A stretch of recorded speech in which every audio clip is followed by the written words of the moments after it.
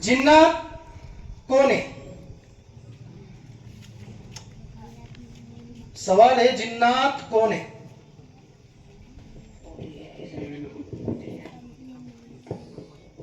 जिन्नात एक मखलूक है जिसे अल्लाह ताला ने आंख के शोले से पैदा फरमाया। इनमें कुछ नेक भी और कुछ बद भी, ऐसे अजीब और गरीब काम करने की ताकत जो आम आदमी के बस की नहीं। सुभान अल्लाह, आपका जवाब बिल्कुल दुरुस्त है। अगला सवाल,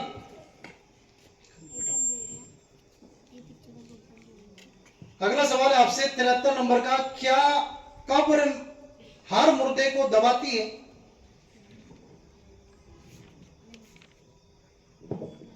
अंबिया किराम अलैहिस्सलाम के सिवा कब्र सबको दबाती है, मगर मुसलमान को शफकत के साथ दबाना होता है। जैसे एक माँ अपने बच्चे को सीने से लगाकर चिमटा है और काफिर को सख्ती के साथ इस तरह कि उसकी पसलियां टूट फूट कर इधर उधर हो जाती है। सुभान अल्लाह, आपका जवाब दुरुस्त है। अगला सवाल है 45 नंबर का।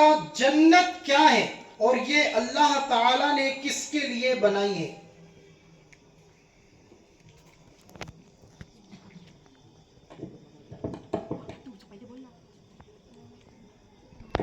जन्नत एक मकान है जो अल्लाह ताला ने नेक इंसानों के लिए बनाया। इनमें वो नेमतें जिसे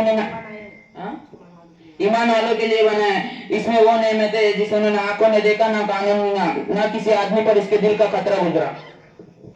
अब मैं एक बात क्लियर कर दूं फिर से, बीच में कोई नहीं बोलेगा। मैंने पहले ही बोला कि पॉइंट कट जाएगा। एक ने शुरू करा, एक ही जवाब देगा, दूसरा अगर शुरू करेगा तो पॉइंट कट जाएगा। तो आप बीच में आपने एक लफ्ज, दो लफ्ज उनको आपने बोले। जहां पर उन्होंने मुसलमान बोले थे, आपने उनको ईमान वाला बोले, यानी बीच में आपने टोकी। तो अब यही सवाल जो ना बाद में सब लोग उठाएंगे मेरे पीछे, बोलेंगे हजरत उसने ऐसा बोला था, फिर तुमने उसको क्यों छोड़ा ना, हमारे क्यों पकड़े ना, हमारे क्यों पकड़े ना, उसको क्यों छोड़े। ये मसला हो जाएगा ना। पहले ये बात मैंने क्लियर कर दिया था कि बीच में नहीं बोला जाएगा, और जो बीच में बोलेगा उसके 5 पॉइंट कटेंगे। तो इसमें आपने इनको बीच में बोलकर आपने जवाब दिए। तो अब इस बारे में मैं फैसला मुफ्ती साहब के हवाले करता हूं। हजरत आपकी मर्जी, 10 में से जो पॉइंट देना चाहे आप। फिर से आप लोग सुन लो, जिसने शुरू किया वही जवाब देगा, और बीच में उसको कोई टोक नहीं सकता। बीच में टोकने का मतलब यह हुआ कि वो उसको बता रहा, या तो फिर वो अपने हाथ में माइक लेकर जवाब मुकम्मल करेगा, तब उसको 5 पॉइंट मिल जाएंगे। ठीक है, यहां पर सिर्फ इन्होंने एक लफ्ज उनको बताया, जिसकी वजह से मुफ्ती साहब जो चाहे वो नंबर दे सकते हैं। अगला सवाल, क्योंकि ये फाइनल मुकाबला चालू इसलिए। वही किसे कहते?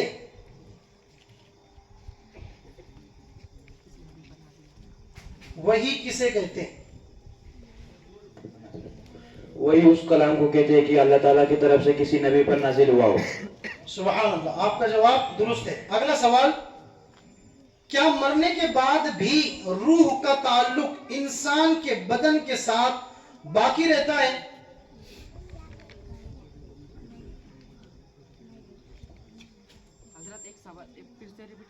क्या मरने के बाद भी रूह का ताल्लुक इंसान के बदन के साथ बाकी रहता है? जी हाँ, जब अगरचे जिस्म रूह जिस्म से जुदा हो गई, जो रूह जिस्म पर गुजरेगी, रूह जरूर उससे आगा होगी। सुभान अल्लाह, ठीक है, आपका जवाब दुरुस्त है। अगला सवाल 101, मैं आप लोगों को बता दूं, और जिस्म बदन एक ही बात होती, ठीक है, इसी वजह से इनका जवाब दुरुस्त मान लिया गया। बदन जिस्म एक ही। अगला है, इस्लाम की बुनियाद कितनी चीजों पर है?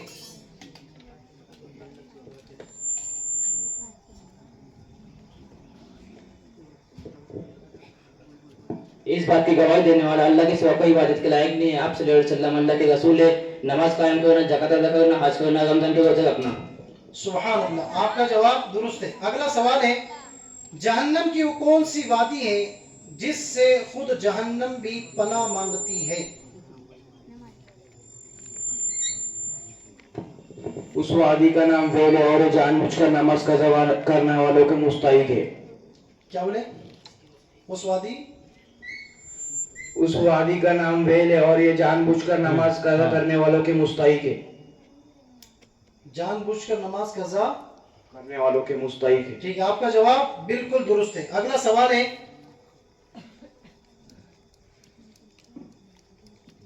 कयामत के दिन लोग कब्र से किस हाल में उठेंगे? नंगे पाँव नंगे बदन न खतना शुदा उठेंगे। फिर से जवाब दो। कयामत के दिन लोग अपने कब्रों से नंगे पाँव नंगे बदन न खतना शुदा उठेंगे। ठीक है, माशाल्लाह, आपका जवाब दुरुस्त है। अगला सवाल है, किरामन कातिबीन के जिम्मे क्या काम है? इंसान की अच्छा या बुराई को लिखना।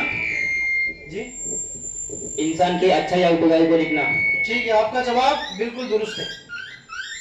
अगला सवाल है, अल्लाह ताला की जाती सिफात कौन कौन सी है?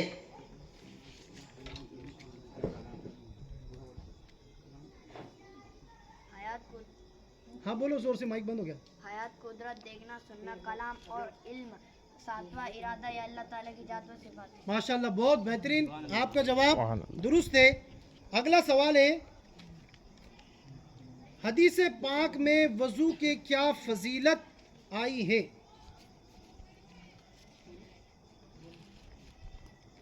आप सल्लल्लाहु ताला अलैहि वसल्लम ने फरमाया, जब इंसान वजू करता है तो जब चेहरा धोता है तो चेहरे के कोने समेत दोनों हाथ धोता है तो हाथ के चौथाई सर का मसा करता है तो सर के टखनों समेत दोनों पाँव तो धोता है तो पाँव के गुनाह झड़ते हैं। सुभान अल्लाह, आपका जवाब दुरुस्त है। अगला सवाल, जन्नत में किस किस किस्म के नहरें बहती है? जन्नत में किस किस्म की नहरें बहती है? पानी, शहद, दूध और शराब तौर की। सुभान अल्लाह, पानी, शहद, दूध और शराब तहूर की नहरें बहती है। आपका जवाब दुरुस्त है। अगला सवाल है, क्या जिन्नात ने भी सरकार दो आलम सल्लल्लाहु अलैहि वसल्लम की विलादत की खुशी मनाई थी?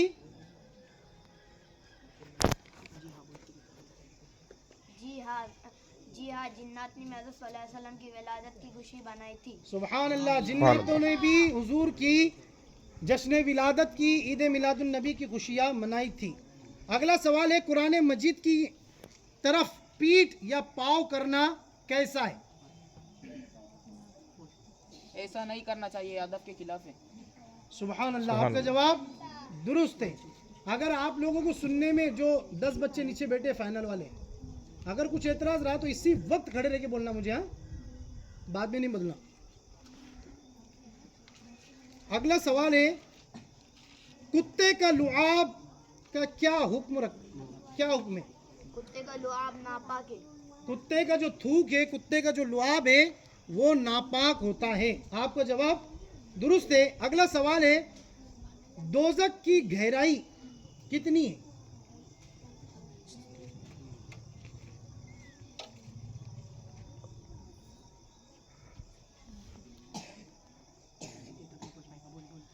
यह अल्लाह ताला ही बेहतर जानते हैं, मगर हदीस पाक में एक ही दोज़ख के किनारे से एक बड़ा पत्थर फेंका जाएगा जो 70 साल तक गिरता रहेगा मगर उसकी तह पर न पहुंच पाएगा। वाह, सुभान अल्लाह, क्या बात है, बहुत लाजवाब।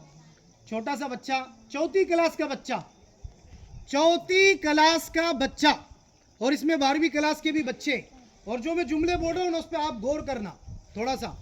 चौथी क्लास का बच्चा, 12वीं क्लास के बच्चे भी मौजूद है माशाल्लाह, लेकिन जवाब की सफाई और बेहतरीन अंदाज में मुकम्मल जवाब माशाल्लाह इस बच्चे ने दिया। अगला सवाल है, 163 नंबर का, 4 मशहूर फरिश्ते कौन से हैं और ये क्या काम करते हैं?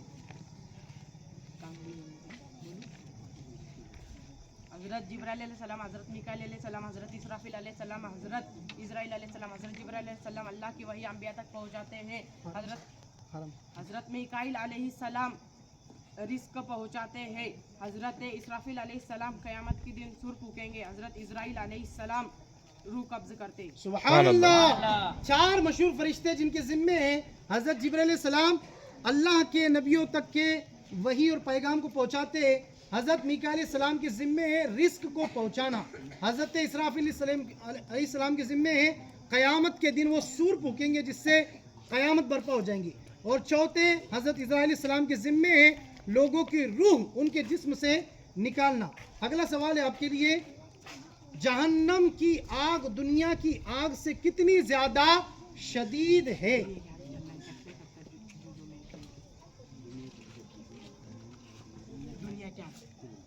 दुनिया की आग जहन्नम की आग के 70 जुजों में से एक है। सुभान अल्लाह, आपका जवाब दुरुस्त है।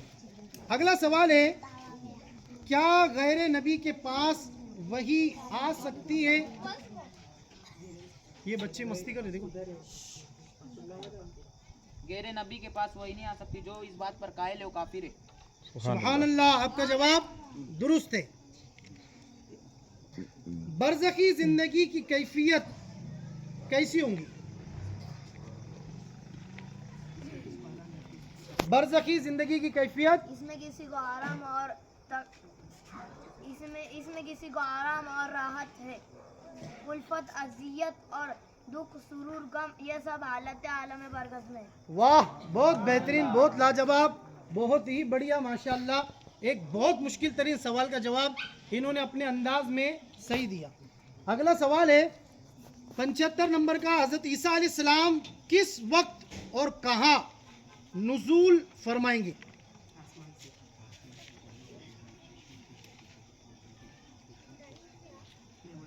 हज़रत ईसा अलैहिस्सलाम आसमान से जामे मस्जिद दमश्क के जामे मस्जिद शर्की मीनारे पर सुबह के वक्त नुज़ूल फरमाएंगे, जबकि फजर की नमाज की इकामत हो चुकी होंगी। सुभान अल्लाह, माशाल्लाह, बहुत बेहतरीन आपका जवाब था। अगला सवाल है, क़यामत के दिन कौन हश्र के मैदान में मुंह के बल चल कर जाएंगे? अपने मुंह के बल चलकर हश्र के मैदान में जाएंगे। सुभान अल्लाह, आपका जवाब दुरुस्त है। अगला सवाल है, हज़रत सैयदना ईसा अलैहिस्सलाम का दज्जाल पर क्या असर होगा? चलो उधर बैठ जाओ, सब उधर बैठ जाओ, चलो चलो चलो, जल्दी जल्दी। दज्जाल ईसा अलैहिस्सलाम को देखेगा तो पिघल जाएगा, जैसे पानी में नमक घुलता है, और वह हजरत ईसा अलैहिस्सलाम को देखकर भागेगा। सुभान अल्लाह, आपका जवाब बहुत बेहतरीन और बहुत अच्छा जवाब था, माशाल्लाह। अगला सवाल है, जन्नत कितनी वसी है, कितनी बड़ी है जन्नत?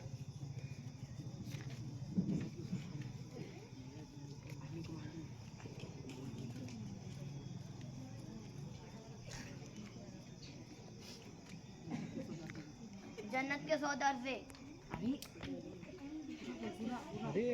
ये अल्लाह ताला और हज़रत मोहम्मद सल्लल्लाहु अलैहि वसल्लम ही जाने, मुख्तसर इनमें से 100 दर्जे।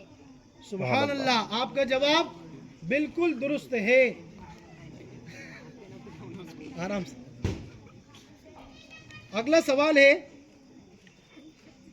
44 नंबर का, वो कौन सी मस्जिद है जिसकी तामीर जिन्नात से कराई गई? बैतुल मुक़द्दस। सुभान अल्लाह, आपका जवाब दुरुस्त है, बैतुल मुक़द्दस जिन्नातों ने तामीर करवाई। अगला सवाल है, फरिश्ते कौन सी मखलूक है? जो इसमें लिखा हुआ वो जवाब चाहिए। हाँ, जो इसमें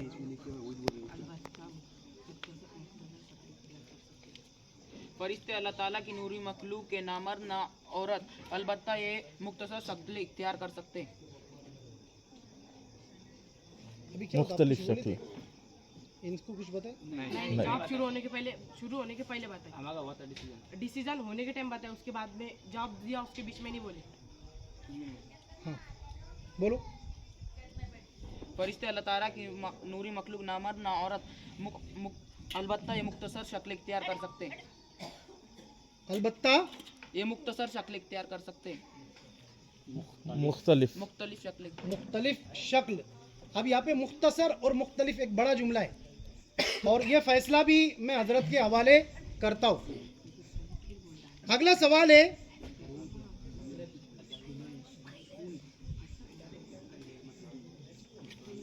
हाँ?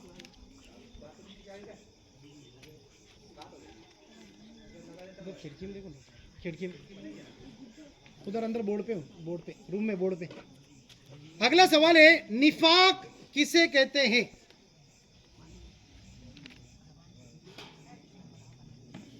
निफाक किसे कहते हैं? जबान से इस्लाम का दावा करना और दिल में इसका इनकार करने को निफाक कहते हैं और ये खालिस कुफ्र है। माशाल्लाह, बहुत बेहतरीन। ये आपने सब जुमले एकदम परफेक्टली बताए। इसी तरह आपको जोश के साथ होश से काम लेना है और जो लफ्ज़ है वो लफ्ज़ को बोलना ज़रूरी है।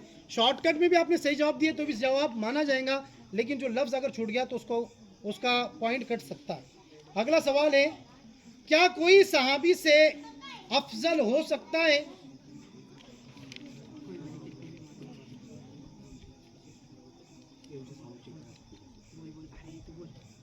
कोई वली कितने भी बड़े मर्तबे का होकर साहबी के रुतबे तक नहीं पहुंच सकता। सुभान अल्लाह, आपका जवाब दुरुस्त है। कोई वली कितना ही बड़ा हो वो सहाबा के रुतबे तक नहीं पहुंच सकता। अगला सवाल है, क्या अल्लाह ताला की ज़ात व सिफात के सिवा कोई चीज़ कदीम है?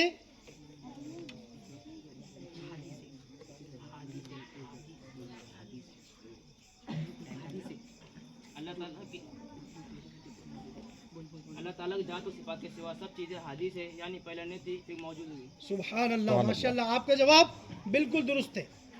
अगला सवाल है,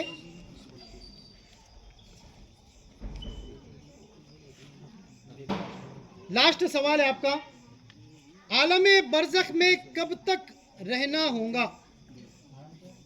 अच्छे से समझ के जवाब दो। मरने के बाद कयामत से पहले हस्बे मरातिब, इसमें इंसानों और जिन्नों को रहना होता है। आपका जवाब बिल्कुल दुरुस्त है। आपके हो गए 30 सवाल। आप जा सकते हैं और दुआ